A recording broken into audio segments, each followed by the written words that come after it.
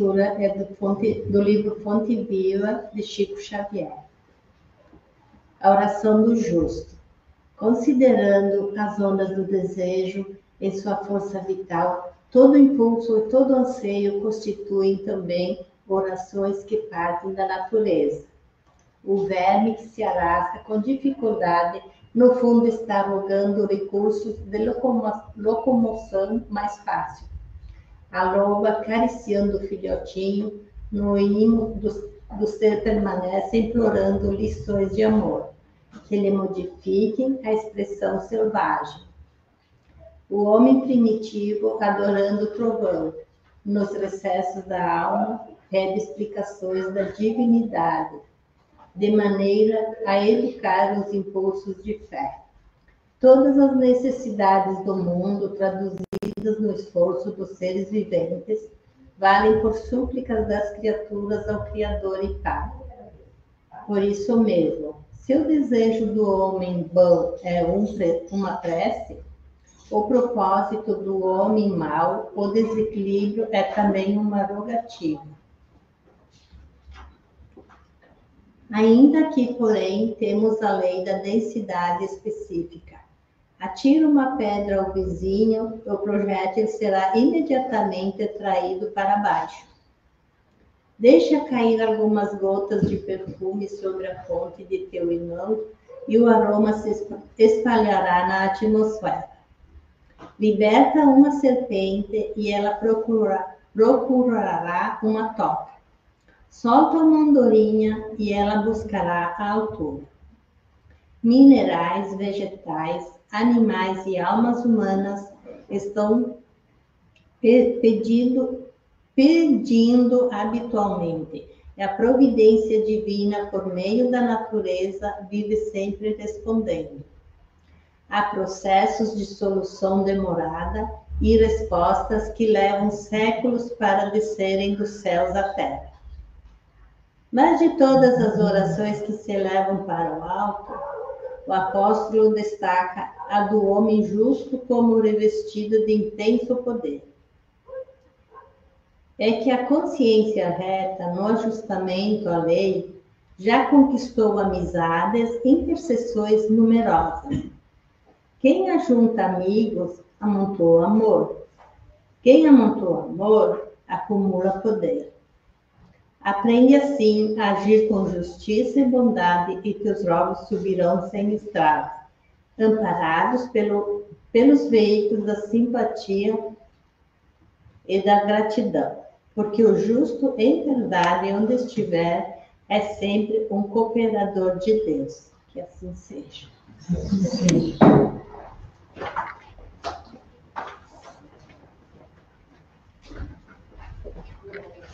Boa noite a todos. Boa noite. Aos irmãos encarnados e desencarnados. Boa noite a vocês que nos acompanham pelas mídias sociais. E elevamos nosso pensamento nesse momento a Deus, que é a inteligência suprema, causa primeira de todas as coisas. Ao Mestre Jesus e a direção espiritual dessa casa de luz, de oração, de acolhimento e de muito amor. E assim oramos. Senhor, obrigado por este dia, por essa bênção de estarmos aqui reencarnados nesse momento, fazendo a nossa evolução espiritual, sendo melhores a cada dia, praticando a caridade como o Mestre nos ensinou. Somos gratos pela família corporal que temos, pela família espiritual que nos acompanha, por tudo de bom que Tu nos alcança, Senhor. E assim dizemos: Pai nosso que estás nos céus, santificado seja o Teu nome, venha a nós o Teu reino, seja feita a Tua vontade, assim na terra como nos céus. O pão nosso de cada dia nos dai-nos hoje, perdoai as nossas ofensas, assim como nós perdoamos quem nos tem ofendido. E não nos deixeis cair nas tentações, mas livra-nos de todo o mal. Que assim seja. E hoje, queridos irmãos, nós contamos com a nossa trabalhadora da casa, irmã de Deus Espírita, a nossa querida Vanir Garim, que carinhosamente nós chamamos de Ica, que vai nos trazer esclarecimentos sobre o animismo. Ica, seja bem-vinda. Vamos recebê-las com muitas vibrações positivas e que tudo que ela preparou para nós com muito carinho, a gente consiga assimilar. Bem-vinda.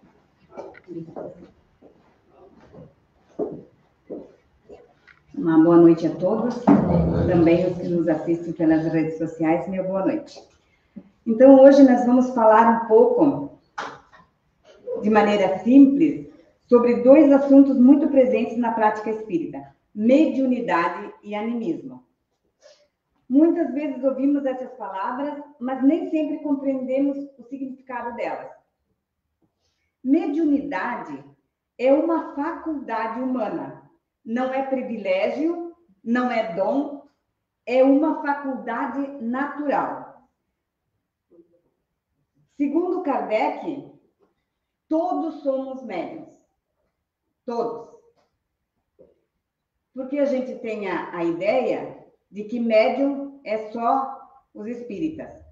Mas mediunidade, segundo Kardec, todos temos, em maior ou menor grau. Que significa, então, que não importa a religião, não importa a cor, não importa a raça, todos temos a mediunidade. Mas o que é mediunidade? É a capacidade que algumas pessoas têm de perceber ou transmitir influências espirituais, como habilidades humanas naturais, sensibilidade, intuição, percepção. Então, a capacidade de perceber e outros têm a de transmitir. Porque, então, aquele que tem a mediunidade ostensiva é aquele que tem a mediunidade, traz um grau maior de mediunidade, digamos assim, e aí ele tem essa capacidade de fazer a comunicação, né? De transmitir. Muitos têm uma vidência, outros, antigamente, que hoje já não se ouve mais falar, já está, porque, de acordo com a evolução do planeta, essas mediunidades também vão evoluindo. Como assim? Antigamente tinha muito os efeitos físicos, né? Eu acho que quem leu alguma literatura espírita conta dos fenômenos que incendiavam casas, né, que pegava fogo, as irmãs Fox que batiam nas paredes. Tudo isso era mediunidade, né? Só que hoje em dia, então, já está mais,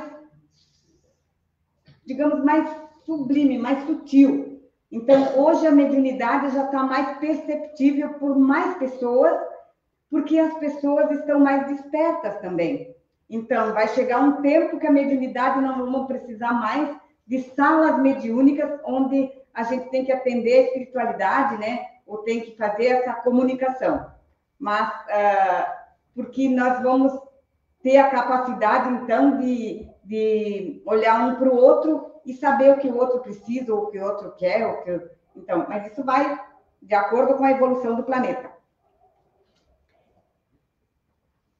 Então, todos possuem alguma sensibilidade espiritual. Ah, tá, eu já falei, né? Mas alguns têm a faculdade mais ostensiva. Assim como algumas pessoas... Então, essa mediunidade mais ostensiva, como é que se detecta isso? Como é que a gente sabe disso? Então, é assim como umas pessoas têm facilidade em música ou matemática, outros têm na mediunidade. Nem todos que querem ser matemáticos, se for muito persistente, vai estudar, vai ser. Mas tem alguns que já nascem com aquela facilidade de música. Hoje a gente vê mesmo, né, crianças tocando músicas maravilhosas. Então, aquilo por quê? Porque já traz aquele dom. E assim também é a mediunidade. Então, é uma que a gente já nasce com ela. Porque antigamente até a gente usava o termo incorporação, né? o desenvolvimento da mediunidade, né? Hoje não se usa mais esse termo. Por quê? Porque esse termo dava a impressão de que a mediunidade ela crescia indo para a casa espírita. E não é isso. Então, a gente viu ali no início que mediunidade todos temos em maior ou menor grau. Nascemos com essa habilidade, com esse fenômeno natural. O que acontece é que quando na casa espírita, qual é a diferença na casa espírita? Nós educamos a mediunidade. Então, todos nós somos médiuns, vamos para a casa espírita, compreender o que é mediunidade e a partir do momento que nós vamos estudando o que é mediunidade, nós vamos analisando a nós mesmos. Porque ninguém pode dizer, olha, Nair, tu é médium de tal. Não. Cada um sabe de si. Cada um sabe as suas sensações, as suas... né? Então, estudando a mediunidade, nós vamos sentir, através da sensibilidade, nós vamos saber qual é a nossa mediunidade. E aí, sim, a casa espírita favorece muito, porque oportuniza a gente nos conhecer. Então, estudando a mediunidade, nós vamos saber qual é a minha mediunidade. Eu tenho a mediunidade ostensiva. Se essa mediunidade ostensiva, ela me atrapalha, ela me incomoda, então eu vou canalizar essa energia, essa situação, em prol de alguma coisa. Porque assim como qualquer outro dom que a gente nasce, a mediunidade, dom não seria um dom, né? Mas assim, essa facilidade que a gente nasce, como de música, outro assim, se a gente não usar, desperdiça, né? Então, a mediunidade também. Se a gente tem a mediunidade ostensiva, a mediunidade de psicofonia, ou de cura, ou de sei lá o quê, se tu estudar a mediunidade e aplicar ela, vai fazer uma grande diferença. Fora da caridade, não há salvação. Então, é uma ferramenta também para que a gente possa se melhorar.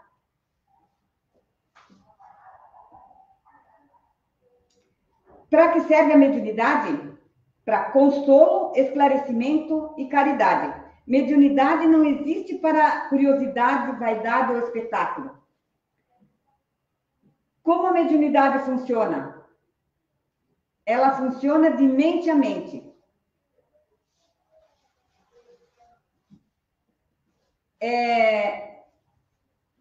Então, uma troca mental e vibratória. O médium é como um aparelho. Ele capta e transmite conforme a sua sintonia. Então, conforme o nosso padrão vibratório, nós vamos receber, captar uma mensagem ou alguma coisa. Então, eu posso transmitir. Muitas vezes nós temos só a sensibilidade. Então, nós não temos aquela mediunidade ostensiva. Mas eu tenho uma intuição. De vez em quando estou lá bem, né, dá uma intuição, precisaria fazer tal coisa. Às vezes isso pode ser um espírito me comunicando ou me alertando de alguma coisa, né? Pode ser. Eu sempre penso assim que quando eu comecei na mediunidade, faz tempo, e eu ia para a mesa mediúnica, e a gente faz uma corrente de orações e concentração, essa coisa toda, e eu elevava meu pensamento e eu escrevia muito, assim, umas preces, lindas as preces. Eu pensava, mas olha, que prece linda, né? Eu pensei assim, mas isso aí, eu não sou tão assim, né, para escrever essas preces. Mas eu achava linda aquelas preces, mas eu pensava assim, como é bom a gente participar num grupo, que a gente se eleva, a gente se serena no nosso coração, eleva o pensamento, a ponto de escrever uma prece tão bonita. Eu pensava assim. E achava que era eu mesma. Sempre pensei, porque a mediunidade é muito difícil a gente detectar a diferença. Então, mas lá pelas tantas, a gente terminava a reunião mediúnica e quem tinha alguma coisa para falar, a gente falava, conversava com o doutrinador, essa coisa toda, e lia, quem escrevia, a gente lia as mensagens. Quando eu comecei a ler a minha mensagem, eu falei, na colina verdejante, não sei o que, não sei o que, me deu um ataque de riso, porque eu não sou nada romântica. E aquela mensagem estava muito romântica. Eu digo, agora eu sei que não é eu. Agora eu sei que é mediunidade. É alguém meditando. Então, só estou trazendo isso para a gente ver que cada um vai despertar, vai captar a sua mediunidade no exercício, na caminhada, no estudo, no esforço, no olhar para nós mesmos, quando qualquer situação. E se eu não estudo a mediunidade, mas as influências, como é que eu estou pensando, como é que eu sou no meu dia a dia? Porque nós somos vibração, nós somos o imã. Então, os espíritos pululam ao nosso redor. Qual é os espíritos que eu tenho à minha volta? Se eu gosto de barraco, de fofoca, de não sei o quê, eu vou ter os afins. Por quê? Porque eu sou o imã e eu vou vibrar no padrão desse estilo. Então, nós vamos ter as companhias de acordo com o nosso padrão vibratório, a nossa linha de pensamento. Como é que são meus pensamentos? Primeira vez que eu vejo uma pessoa, o que eu penso dela? Eu penso o lado positivo ou penso o lado negativo? Ou já vou vendo defeito logo? Ou vou vendo qualidades? Aprender a conhecer nós mesmos. Então, a doutrina espírita, ela é uma ferramenta para que a gente se melhore, para que a gente se conheça. Porque, segundo um psiquiatra amigo meu, ele disse que as feras moram dentro de nós. Então, quando a gente estuda para nos conhecer, a gente vai domar nossas feras. E aí vai ficar uma vivência mais harmônica, que não deixa de ficar fora do estudo da mediunidade. Então, o médium é como um aparelho, ele capta e transmite conforme sua sintonia. E as influências espirituais no dia a dia. Todos nós sentimos influências, boas ideias, intuições, inspirações. Mas nem sempre isso é mediunidade ostensiva. Mas ajuda a entender o mecanismo. Então, mesmo que eu sinta, né, essa coisa toda da mediunidade, nem sempre ela é ostensiva. Mas eu vou aprender a conhecer a mim mesma e lidar com essa situação. Então, já que agora a gente já está entendendo um pouco o que é a mediunidade, vamos para o animismo, que é o tema da noite de hoje. Então, agora que entendemos que a mediunidade é uma troca de pensamentos entre espíritos e encarnados, precisamos compreender algo muito importante. Nem tudo que passa pela mente do médium é do espírito comunicante. Às vezes, o próprio médium interfere com suas ideias, suas emoções, seus conhecimentos, e é isso que chamamos de animismo. Então, o animismo pode ser, porque a gente não tem só essa vida. Ninguém aqui na face da Terra está perfeito. Nós estamos no mundo de expiação e prova, onde nós estamos a caminho da perfeição. Então, todos nós viemos para nos melhorar, para acertar o passo, para rever situações que a gente não fez muito direitinho. Então, Deus misericordioso me dá a oportunidade do reencarne para que eu tenha uma nova etapa, uma nova vida, para que eu possa me melhorar. Tendo os desafios, as encrencas, as situações, para que eu me fortaleça, para que dentro daquela situação eu possa me melhorar. Como agir? Então, diz assim, depois de um dia de trabalho, suor, a gente deita no travesseiro e dorme em paz, depois do dever cumprido. E é assim. Então, então quando a gente reencarna, a gente traz desafios, a gente traz conflitos. E muitas vezes, numa mesa mediúnica, o espírito encarnado, pode ser que ele, consciente ou inconsciente, ele fala dele mesmo, de uma vida passada, e ele vai falando, isso é bom, isso é ruim, isso é muito bom, Por quê? Porque ele vai exteriorizar o sofrimento dele e, através dessa exteriorização, muitas entidades que estão assistindo na sala de trabalho vão também se confortar, vão também aprender.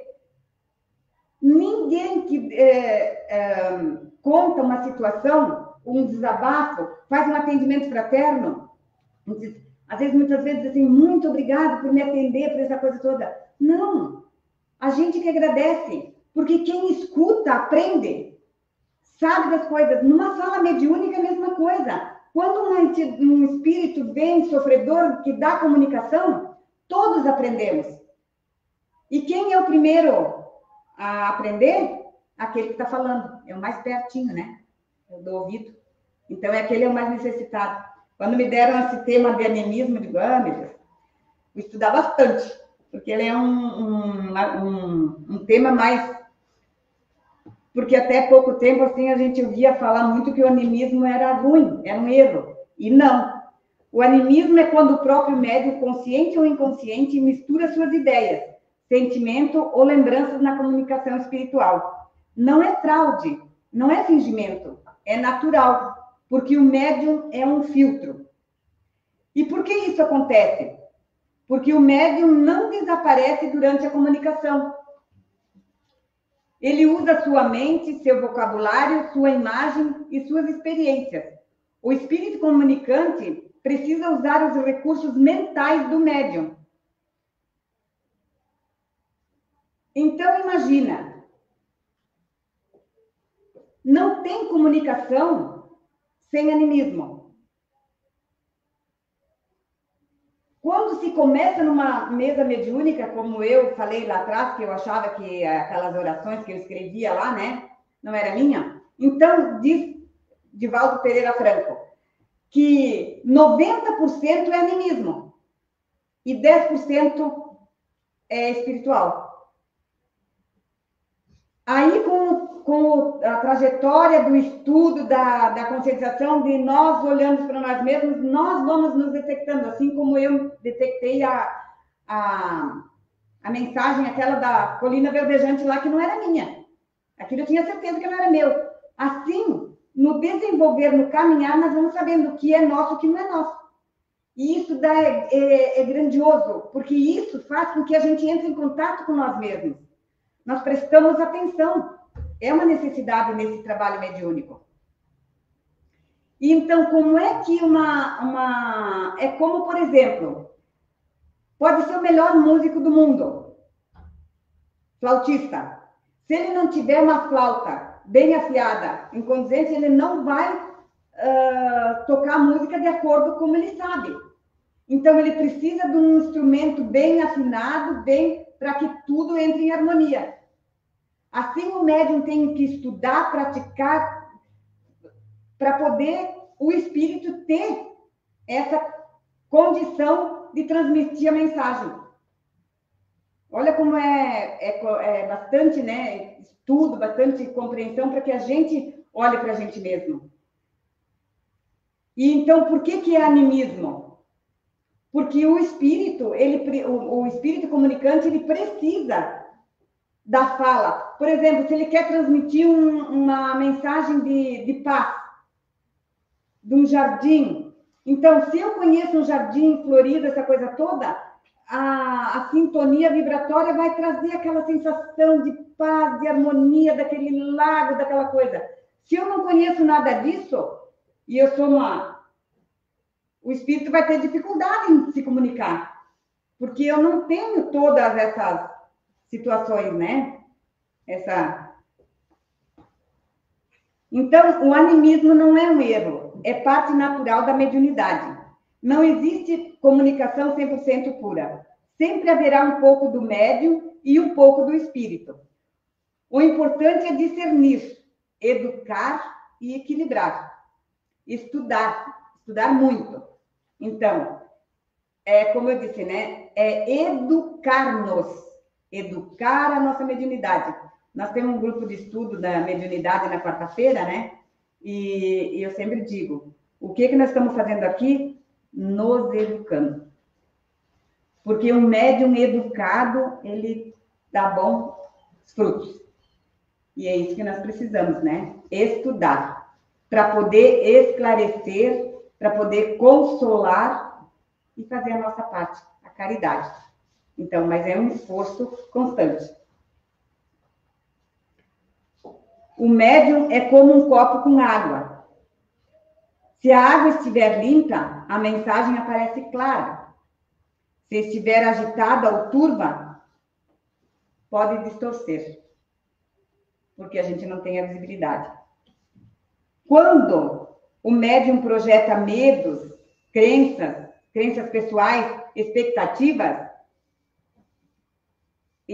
o animismo atrapalha. Então, é isso que é animismo, que não é muito legal. Então, se o médium se conhece, quando ele tiver esses medos, essa coisa, ele pode falar, né? Numa mesa mediúnica. Por isso que é bom os grupos mediúnicos se conhecerem, estudarem muito tempo juntos, para que isso não aconteça, para que o médium, então, possa se expor quando ele precisa, né? Quando, por insegurança, tenta completar uma mensagem do espírito.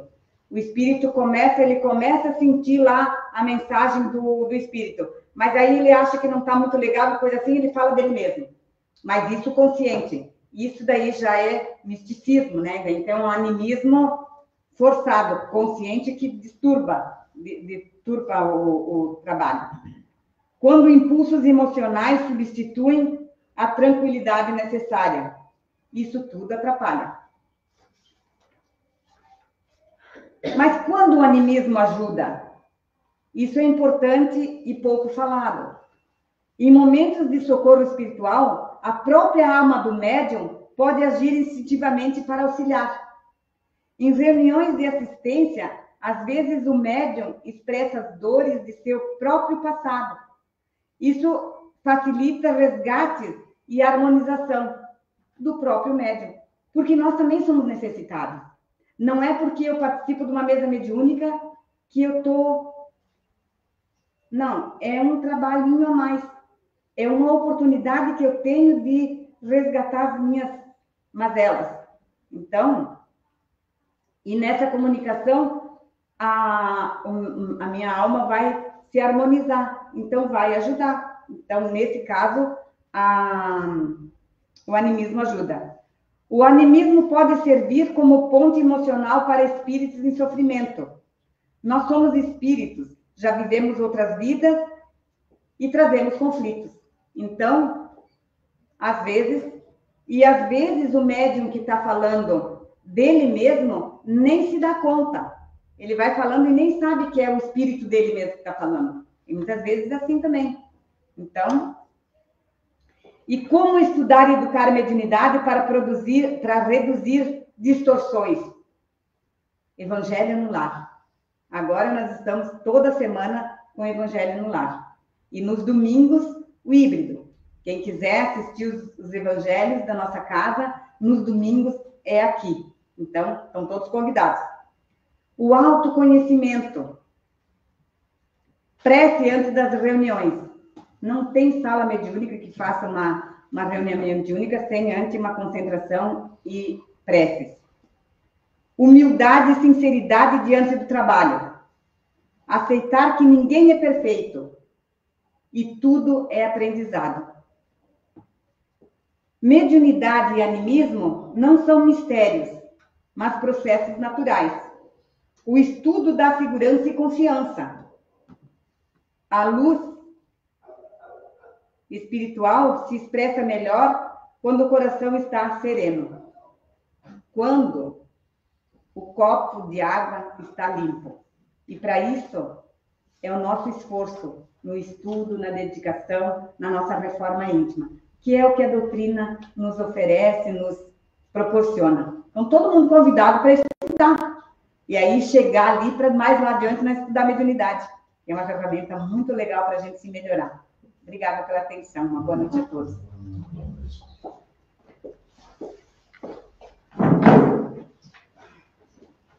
Reforçando o que a Ika falou, né? Primeiramente, parabenizando ela pela linda palestra. Reforçando o que ela falou, então, vamos estudar, né, pessoal? Porque só assim a gente evolui, a gente cresce e a gente pode frutificar dando os bons frutos, assim como aquelas pessoas que se esforçam diariamente para conseguir algo em prol do bem e do mundo de regeneração que está chegando aí. E agora, nesse momento, nós vamos partir para a segunda parte dos nossos trabalhos, nosso passo coletivo, onde um trabalhador da espiritualidade estará ao nosso lado para nos repassar a todas aquelas energias que nós precisamos para fortalecer o nosso corpo físico e o nosso corpo espiritual. Então, eu convido vocês que fechem os olhos, que elevem o pensamento ao Altíssimo. E nesse momento nós vamos pedir com muita humildade que Ele nos ampare, que essa espiritualidade bondosa que transita entre nós, ela fluidifique a água que nós temos, com todos aqueles bálsamos que nos trarão saúde, paz, harmonia, muita coragem, fé e persistência. Persistência na nossa fé, para que possamos continuar nossa jornada terrena. E assim nós oramos. Pai nosso que estais nos céus, santificado seja o teu nome, venha a nós o teu reino, seja feita a tua vontade, assim na terra como nos céus. O pão nosso de cada dia nos dai hoje, e perdoai as nossas ofensas, assim como nós perdoamos aqueles que nos têm ofendido. E por caridade, Senhor, não nos deixeis cair nas tentações, mas livra-nos de todos os males. Que assim seja. Aproveitando a oportunidade, nós convidamos para amanhã estarmos juntos no Evangelho do Lar, aqui na nossa Centro Espírita. Um bom fim de semana a todos e vão na paz de Jesus. Que assim seja.